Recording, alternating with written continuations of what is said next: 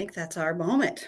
Hi, everybody. My name is Mary Ellen Slayter, and I am the CEO of RepCap. We're a content marketing agency that works primarily with financial services, HR tech, and insurance companies. Basically, I'm in the thought leadership business.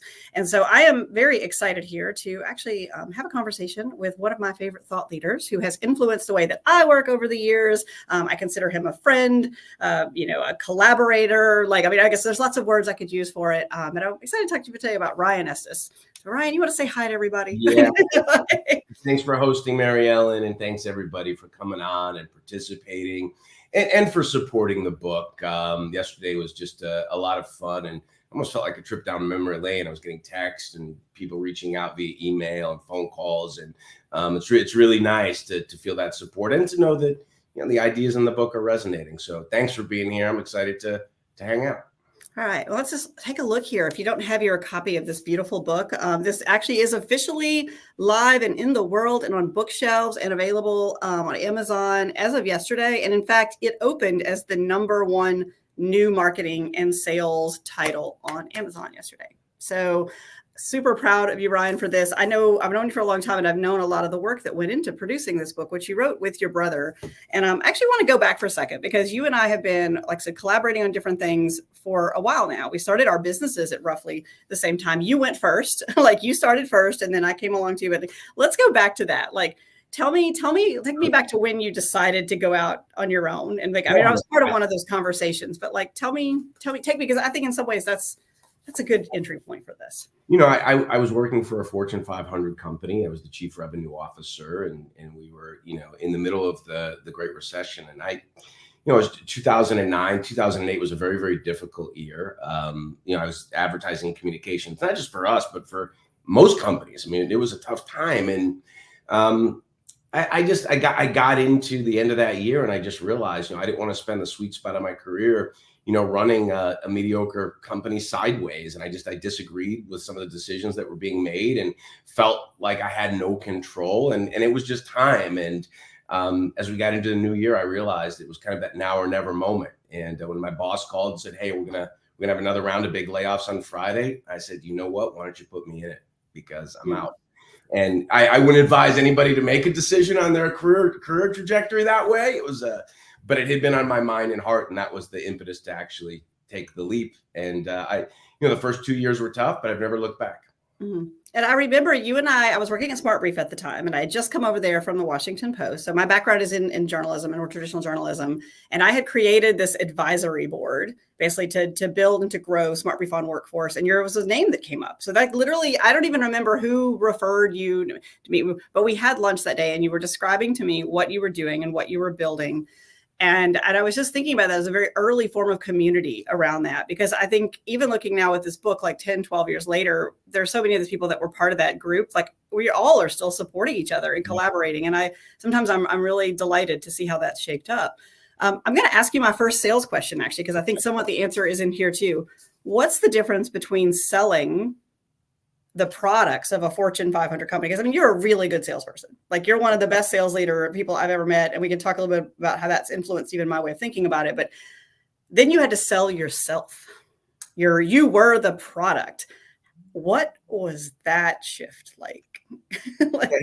Honestly, and it's a great question. I don't think the shift was as great as some people might imagine, because in many respects, I always felt like I was selling myself. The reality of working in an advertising agency, you're selling professional services. And part of my thesis even then was, and when I ran our sales organization, was just remember the customer buys you first, because you're representing our research and our interactive and our creative services and our strategy. And so, when we made the shift, we actually leveraged a lot of the same principles, tactics, approaches, both myself and Lynn, who sold for me at both companies the entire time. And I think that's the essence of what we captured in the book. But to me, the best salespeople understand that the role isn't, it isn't about me or necessarily the product. It's about getting to a place where you help the customer get what they want and help the customer make the very best decision for their business. And so we've always been really focused on customer success. We obsess about it. And I think, good salespeople are wired that way. Mhm. I think so for me, when I went out on my own, and there's a pretty pivotal conversation that I had with you around that time. The scariest part for me was sales. It was going from I'm a journalist, I was a print journalist. I think about the sheer number of sort of changes that have gone through in my business and the work I've done in my career in 20 years. But I had definitely had the mindset that sales was this thing that you did to people, right? And I had a real mental block around it. And I'm going to tell you, there are three people that really changed my mind around that. And you were one of them. And I'll talk about the first two first. I'll get to you. The first one was Joe Riddle, who was at the time a publisher at Smart Brief. He went on later on and worked with me at RepCap as well. And I mean, I used to again, I thought selling was about tricking people into things and talking, being really pushy. And he was like, we would go to meetings. I'd sit with him. He'd say, no, selling is just helping people. That's right. It's just helping people. And I was like, oh, okay. Nice. The other person who I believe you also know that I learned to kind of got from, even actually came a little bit later, was Don McPherson, who was one of the founders of Modern Survey, and which wound up being acquired by Aon, and now he's got 12 Geniuses. And what I learned from Don was like, nah, selling is about discipline, and it is about numbers. And I was like, really? And it's like, he walked me through this, like, well, you know what your revenue is going to be, and you know what you're selling, and you just back it out. Girl, it's just a spreadsheet. And I'm like, okay, all right, now let me get on the phone and call these number of people. And then the third one I want to say get to you is like, what I learned from you was selling is telling stories. It's actually not even just telling them, it's creating stories together. Yeah. Look, I think that's right. I mean, in part because people remember the story. There's a great statistic. I think it's, and I'm not going to be able to attribute it off the top of my head, but in 24 hours after a meeting or presentation, 65% of people can recall stories, but only 5 can recall statistics. And so the ability to tell a story and then to help the customer have a different vision of what their future can be like in partnership with you. It's a critical skill and competency, and it actually can really drive meaningful results. Mm-hmm. And I've come to realize, actually, even over the years of working with you, this one of the things that helped me crystallize is how much I value co-creation in the work that I do. The most satisfying work I do is like when we come together and it's like, I have an idea and you have an idea and we build it together. And when I realized that you could do that in sales, that's actually what sales was, is like, I have an idea like about how this could be for you. You have an idea, is like, can we make our stories overlap? Yeah. Like, I think that's exactly right. I mean, I think that, that's the skill to sort of invite the potential customer into the co-creation process, and you move through that together. If you're able to do that, what ends up happening is they have a lot more ownership or vested interest in the outcome and the decision. So it really becomes a partnering journey. And we try and do that well before a contract is signed. And what you have to get really good at is you develop some skill with questions to really move the customer into that kind of engagement. And there are a lot of ways to do it, but that we think about co-creation and obviously talk about it a lot. But speaking of co-creation, you did not write this book by yourself, did you? Tell us where this book came from. How did this happen? No, I didn't. I wrote the book with my brother, Chad. And, the genesis of the book is that when Chad started his career, he was an entry-level sales rep, and he was really struggling, and he reached out to me for some support. And so I shared a framework, a bunch of ideas. I was 2 years older, and you wouldn't know that by looking at us, but I am. So it's an inside joke. Chad's not on, so I can have a little fun at his expense. But I shared, I was 2 years, ahead of him, and had gone through my intense struggle in my early stages of my sales career and figured it out. And in sharing those ideas, I put them together in this package that I called affectionately the 30 steps to success. And Chad took it and ran with it. And unbeknownst to me, as he moved on in his career, he kept using it. He used it as a culture document and a training tool. And it sort of became this cult document in the sports industry where he works. And so as time passed, he used to joke around about, hey, you missed your opportunity to write the book. And I used to say, how could you take my IP and steal it and take credit for it? We would have fun. And finally, we were at dinner one night going back and forth. And he said, you still should write the book. And we ended up deciding that we'd write it together. And we did. And I'm glad we did, because he works for the Dallas Cowboys, and they're a great case study in a lot of the principles that we talked about. And he's used the concepts, for the lion's share of his career. And so it was a fun project to do together. When you think about, like, I guess sort of the moments even in your own sort of sales journey, like where things are captured in this book, I mean, you there's two overlapping themes to me. One is around sales, right? And like, how do you sell, right? And there's also the leadership part of it. And I think you've always worked at the intersection of those two things.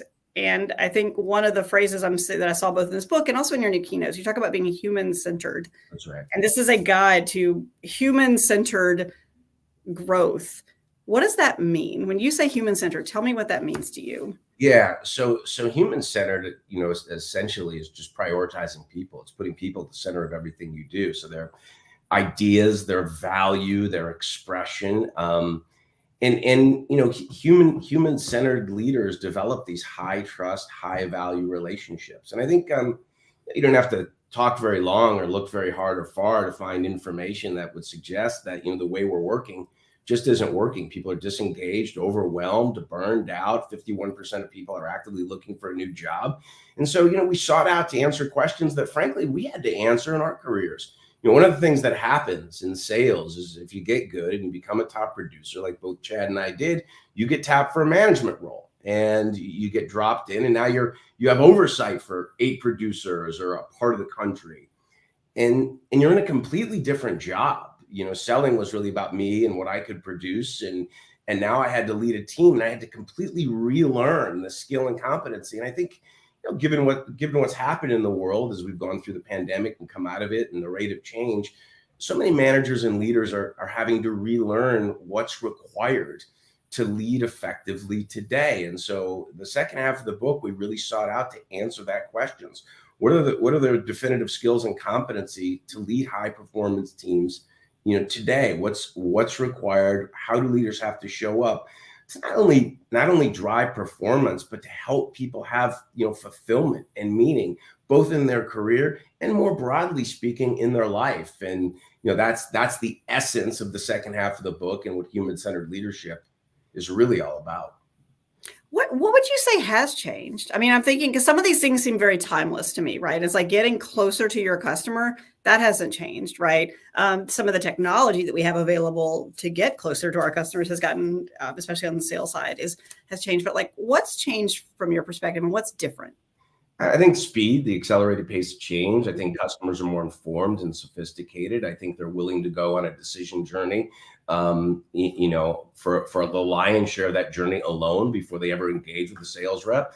I think in sales, we're getting way less time with decision makers and decision-making teams. More people are influencing a B2B purchasing decision. I think a decision-making team or a buying team has doubled in size, and we're getting a whole lot less face time or interaction time. If a company's making a decision across multiple vendors, they're probably only spending 5% of their time with sales. So we have these definitive moments of truth, and those moments matter, and we have to be prepared enough to make them count.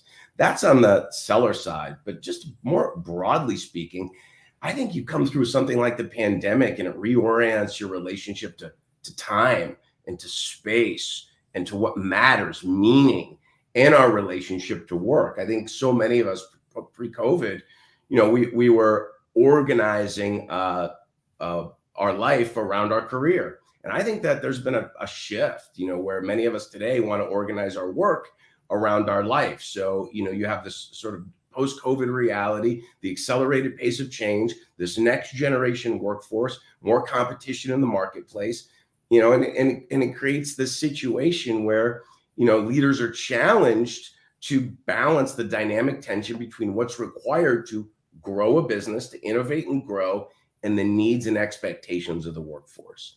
And I think the second half of this book really, is an attempt to answer some of the questions about how to solve that tension, or perhaps even leverage it in a way that can become a catalyst to make the world of work a better place and deliver sustainable growth over a long period of time. And, to me, I mean, the 30 Steps is a story, and it's a story of how Chad and I moved through our careers and achieved some success as sellers, and their principles we still use today. But the second half of that book, we sat down and we figured out how to lead now. And I'm really proud of that block of content, because I think it's important. We spend way too much time at work to suffer, and managers. And Gallup just said this: the leader or the manager is the linchpin to the challenges that we are experiencing in the workplace today. Mm-hmm. And that's consistent with our thesis and the content of the book. You know what's crazy about those? We've been having, I feel like, again, we're old enough now. We've been reading, sort of been through these cycles enough to be like the death of the middle manager. I haven't heard that in a while. Yeah. I haven't heard that one in a while. I do think we've pivoted back toward a realization that humans need to be cared for by someone in their work that they feel like, and that's that manager role, the days of like, have you ever been a manager that had like 24 direct reports? Yeah, I mean, that's hopefully we're moving away from that. I mean, we went from we flattened out all these organizations. It was the Jack Welchification of like corporate America. And it was awful. Don't get me started on that. My thesis is not consistent with his, and he had a lot of success. Let's hear yours. No, I think he is right. That was a specific time and place. Right. And I think it's wonderful that well-being has become such an important conversation in the context of the workplace. And I think people are looking for a different experience at work. And we have been talking about this for a long time because it isn't improving. And so finally we ran up against the wall, right? Where you hear things like the Great Resignation and quiet quitting. And now organizations that don't figure this out are going to fall behind. And so I think we're living through that once in a lifetime moment where we have an opportunity to sort of reorient our relationship to work and think differently about what it means to lead and manage people. And you see it happening. I mean, one of my favorite case studies, and it's a company we did some work with 8 to 10 years ago, is Microsoft. And if you look at their CEO, Satya Nadella, he is the essence of a human-centered leader. Just Google him and look at some of his videos and read the things that he thinks about. He just came out and said EQ trumps IQ, and they have a great human-centered framework at Microsoft for leading teams. It's model, coach, care. And I love the thesis of managers as coaches, and really make an investment to knowing their people, supporting their people, and helping other people become the best they're capable of being. Does it work? Well, last week, Microsoft overtook Apple as the most valuable company in the world. A complete reinvention of a company that had really flatlined. And I would say largely it's a reflection of their culture and approach to leadership. Who else is a good human-centered leader? Is there anybody else like sort of even they don't even have to be as big and famous as Microsoft, like somebody that you've seen in action? Yeah, I'll give you two quick examples. So look, I wrote the book with Chad, but I think he to me embodies a lot of the character traits and is one of the most human-centered leaders I know. And he served as a great case study. He was the executive vice president of the Dallas Cowboys, and beyond the football team, they've built an incredible, thriving business. The brand's worth almost $10 billion. And, I really give him a lot of credit. And when you read the book, some of the stories and how he thinks about relationships and this idea of building, a family tree of all the people that have worked for you, and they go out into the world and, they have impact in other organizations, and that they were part of sort of your lineage as a leader or manager. And great leaders build other leaders. And he's certainly done a phenomenal job of that. So when you read the book, you're really getting into the mind, into the essence of somebody who built a business based on human-centered principles.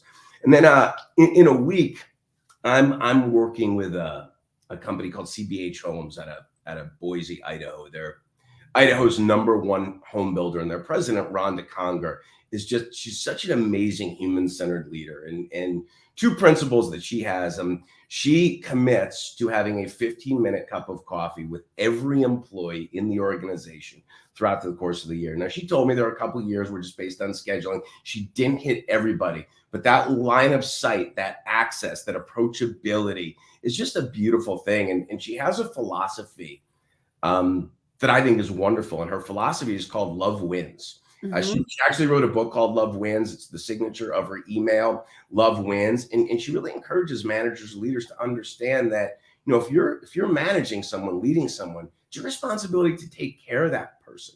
And you think about, how you take care of or consider, right, somebody that you truly love in your life. Well, our responsibility as leaders is to approach, our teams, our people with that same level of empathy, emotional intelligence, and support was to serve them. And that doesn't mean you don't deliver tough feedback. That doesn't mean you don't coach. Quite the opposite. Loving someone is telling them the truth, even when it's difficult. And it's the ability to create safety so you can have courageous conversations. And, those are some of the themes we explore: safety, vulnerability, in the book. But those are two examples of human-centered leaders that I've had a privilege to observe and am big fans of. And again, you see the result in the business. Yeah, it's I've been thinking too a lot about technology. You and I've had a lot of conversations about technology. And I think about when we first met, when we began our businesses, social media was the big disruptive technology, right? We're at South by Southwest and Twitter's coming out and all this stuff. And then now we're looking at this wave of Gen AI that, we're all revisiting our business. I mean, I'm not going to say nobody has got this figured out. And if they tell you they have, they are lying.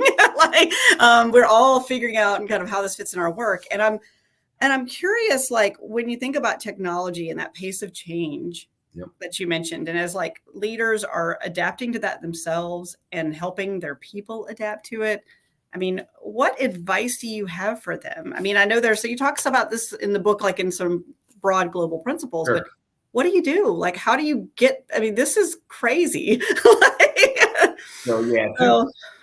Two pieces of advice. So we talk a lot about this a lot. Like, a leader, it doesn't matter if you're a leader, a manager, an individual contributor, you're almost living with a foot in two worlds, right? So you have to execute and perform given today's current, competitive landscape, marketplace reality, but you better have a foot in the future and continue conducting experiments, iterating, adapting, learning, and growing. So learning agility, right? The ability to sort of disrupt yourself before the marketplace or competition does it for you, it's a critical skill and competency. Leaders are learners. And one of the ways we think about it in our business is we're always conducting a few little experiments, right? And you and I are conducting some experiments right now in terms of tech stack and marketing. And you take something like AI. I mean, we're preparing to launch Ryan Estis GPT, right? Imagine. I'm going to start getting feedback from it when I can't get in touch with you because you're on the keynote. And I'm like, hey, Ryan bot, please approve this blog. What do you think about this blog post? Well, what's crazy about my little Ryan Estis GTP, or my little AI, is sometimes little Ryan, as we sometimes call it, is little Ryan's pretty smart. And if you ask little Ryan things like, hey, what are the top 3 sales challenges that teams are facing? Or, what would be a good response to this type of question from a client? Or how do you compete with discount competition in a competitive decision cycle? Turns out little Ryan's pretty smart. But imagine if in a year, I could give customers access to all of my experience, thinking, research, tactics, tools, methodologies in the palm of their hand. And at every moment during a decision or a selling cycle or a competitive situation, they would have access to that. And and so that's a step change in A, the level of service I could provide, but B, the level of preparedness. And so, some of the thinking is going to be done for us. But there's just no replacement, I think, in complex decision making. There's research around this now for that human, that face-to-face interaction. So I think we're going to get to a place where we're going to be able to focus on only the things we could do, the things that we could create, the things that are innately human. That's why, again, go back to Satya Nadella, Microsoft, EQ trumps IQ. Like, we're going to get IQ from machines, but, little Ryan isn't very emotionally intelligent yet.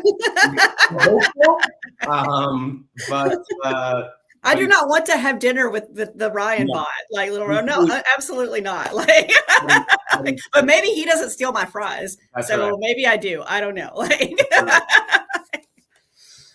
so it is interesting. I mean, I feel like we could use this technology. I think we have a couple of paths here, and I'm just kind of riffing here, and I want to get your reaction to something. It's like, I feel like with a lot of technology, this could either free up our time so that we can spend more time in community with each other. As my friend Michelle likes to say over at Better Works, actually one of my favorite things about her, people are meant to be in relationship and community with each other. We could use the tech to free ourselves up for that.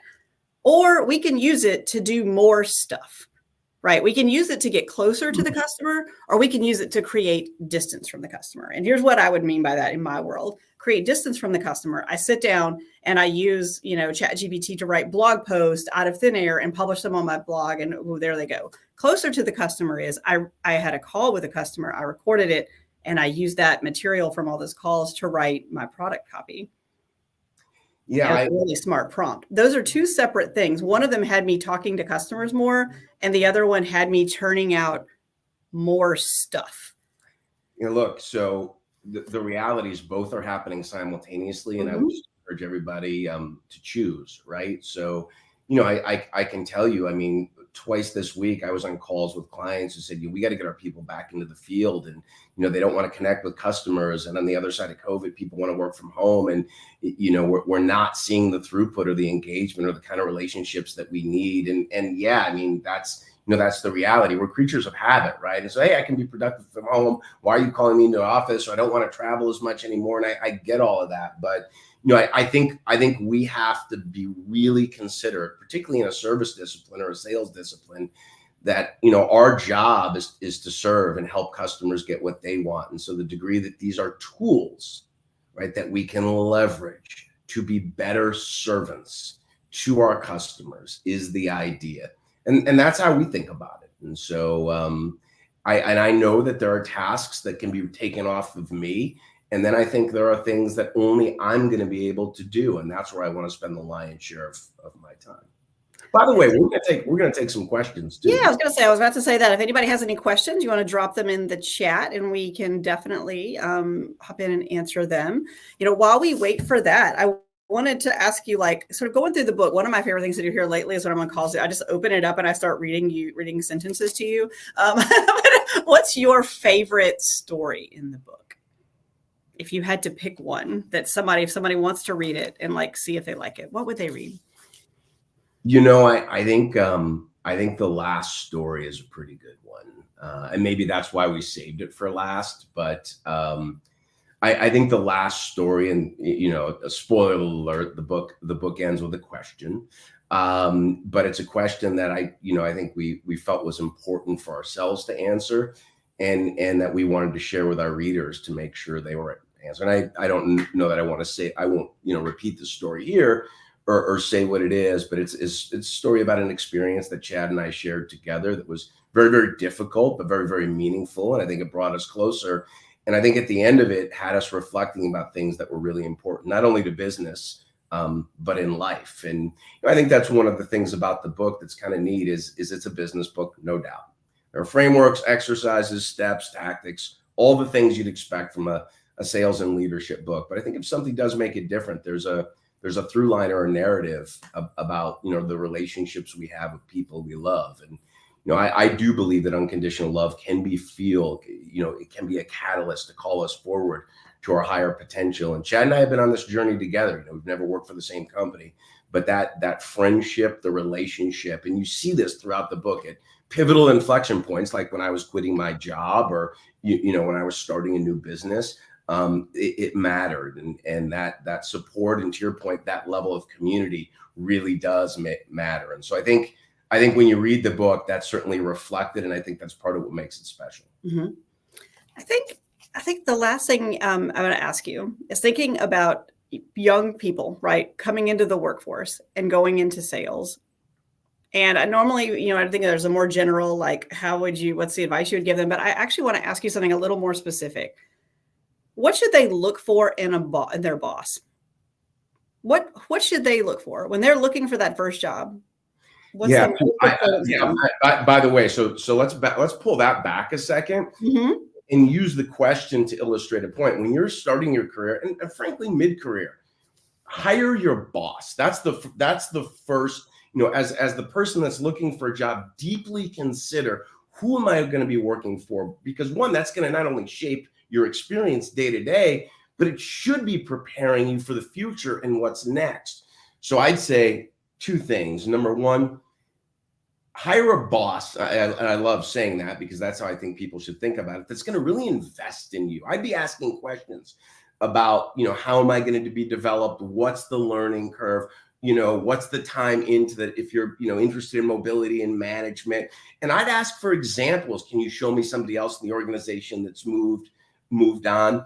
And then I also think it's important to, hire somebody whose maybe leadership style really is aligned with your values and what calls you forward and brings out the best in you. That relationship matters. And the best boss I ever worked for, and we talk about him in the book, I wouldn't have become the person I am today without his mentorship, guidance, and counsel. And you know what? The best bosses, and Chad's a great example of this, they don't hold people back. They prepare them for what's next in work and life, even if it's outside of their own organization. And so you want to have an advocate, somebody that's going to champion your career, not only while you're working for him and her, but for the rest of your life. I see we've got a couple questions here. Yeah, we do. I've got a book process question. So Scott wants to know if we can talk about some of the stories that you cut and kind of like the decision process. Because again, one, I've got, you had a writing partner that helped with some of this. It was not me, just to be clear. It was the very competent Jim Eber, who I've actually heard wonderful things about even outside of this project. And then Chad. And so you and Chad brought a lot in here, and you had to decide what to keep in and what to leave out. Right. And talk about that process. Yeah. I mean, look, Jim was wonderful and, a great person to sort of go between Chad and I and work with our schedules to sort of draw out the content once we had a framework in place and capture our voices. And he did it in a beautiful way.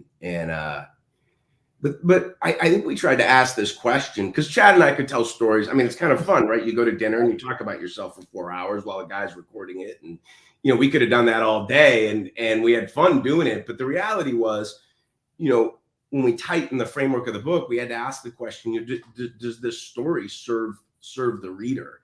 And if it didn't, or it wasn't aligned with, sales growth and excellence and human-centered leadership, then, it was extraneous. And while we might have felt good telling it.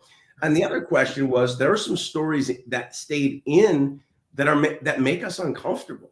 Stories about setbacks, mistakes, moments where we weren't our best. But we felt like those stories at pivotal inflection points would serve the reader. So that was sort of the guidepost for that decision. Thanks, Scott. Glad. All right. And then we've got another Scott. Actually, this is a 2 Scott day. It says, I'm an overlay engineer and getting certain individuals to perform can prove to be very difficult. They don't report to me and their manager is not real engaged. Have you seen this before? And some possible ways to overcome, right? This is one of those classic influence without authority questions. Yeah. I mean, look, this is all about collaboration, right? I mean, and so, but I think it's an interesting exercise when the power dynamic is removed, to really have some open conversations. So my recommendation, Scott, would be to sit down and have some one-on-ones. I mean, you're talking about now at a manager level, somebody who's not real engaged. But if you could sit down and really make an investment in getting to know that person, approach it with an open mind, empathy, and really ask that person, what do they want? And get into some dialogue about what's important to them and what they see. And if you can create, a safe space where you both can be honest and tell the truth back and forth, and that's the objective, hopefully that you can get to a place of better shared understanding. Because perhaps that manager, that individual has a feeling or a perspective that you just aren't in touch with or haven't heard yet. So, one of my favorite rules of communication, I think it's Dr. Stephen Covey from the 7 Habits. Seek first to understand, then be understood. And, we say this in the book, leaders are listeners, but, skill with questions, that one-on-one conversation, a little bit of compassion and empathy, I think might be able to build some understanding so you could co-create a better path forward. Mm-hmm. I think one of the things, even like the phrase perform, I think one of the things that I've come to realize, in running my business and frankly with parenting, dog ownership, all kinds of things, is you actually can't make other living creatures with autonomy. You can't make them perform.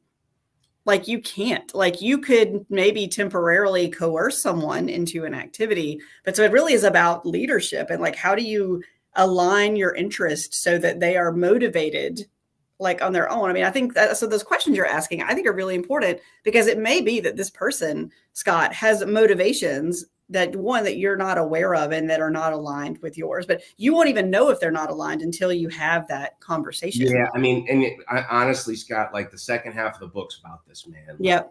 That those one-on-one meetings, that shared understanding, is the catalyst to then create alignment, and it's critical, and it's an interesting thing, you know, when you help people get what they want, a funny thing starts to happen. They're more motivated to help you get what you want. So creating some alignment and investing back into people to have that shared understanding, I think is pretty important.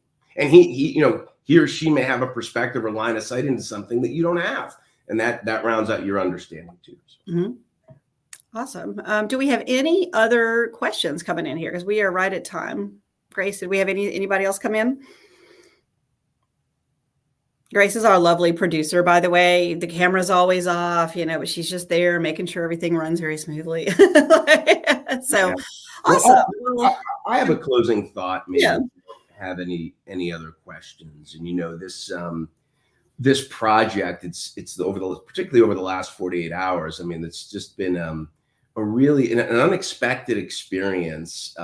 Hearing from so many people, like Scott and Scott. I mean, I can remember when I met them, and it was a long time ago, and I shared experiences with them, and you know, they both were influential in my life and the experiences that we shared. And I've heard from literally, you know, hundreds, if not thousands of people, and Chad has too, on this journey. And I just never expected this week would really be this way. So I just honestly, on behalf of Chad and for me too, thank you. You know, thank you for showing up and for supporting the project and for reaching out and for being part of our journey and our story that led to this. And you know, we tried to capture the essence of all of these connections and relationships that really shaped us and our approach to career and leadership, and in many ways life. And I think the book's you know, some of all of those little connections and parts. And so I'm happy that it's out there, and it means a lot to have this kind of support. So thanks so much.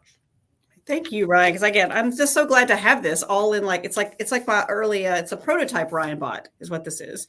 It's like it all got captured in this little book. It's a very readable, piece. I think if you're interested, I think there's good stuff in here just to kind of add to that. For like, there's good things for individual contributors. It's good for that role. It's good if you're a manager. It's good if you are in a broader sort of executive leadership role too, to think about different ways you can influence this. So it's like, I don't know. I think it's a good read. Thank you. And Ryan knows that I would tell him if it wasn't. That's being human-centered. Right. That's being human-centered. I'd be like, Ryan, we're not going to do this. No, actually, it's a great read. And thank you so much, Ryan, for taking the time to hop on and talk about it. And I'm looking forward to seeing book number 2. No pressure. All right, guys. Thank you. Bye-bye.